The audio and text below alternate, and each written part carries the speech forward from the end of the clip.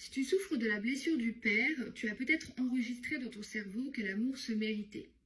Tu as peut-être eu un père qui était absent émotionnellement, très peu présent, qui t'a abandonné, ou bien tu as vu ta mère attendre, espérer l'amour de ton père et souffrir justement de son absence.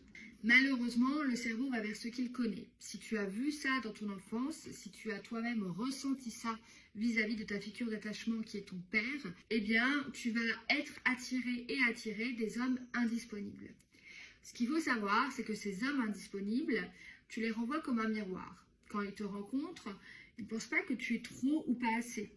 En fait, ils se disent « Waouh, cette femme, elle est bien réelle, elle m'aime, elle n'est pas dans le superficiel et il y a quelque chose de profond. Il y a un vrai lien, une vraie connexion. » Seulement, ça leur fait peur.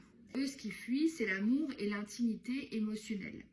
Donc, tant qu'ils n'auront pas réparé leurs blessures, eh bien, rien ne sera possible entre vous. Ces hommes-là vous feront attendre, espérer et souffrir. Donc, la question n'est pas pourquoi est-ce que cet homme me fuit, pourquoi est-ce que cet homme n'est pas prêt à s'engager.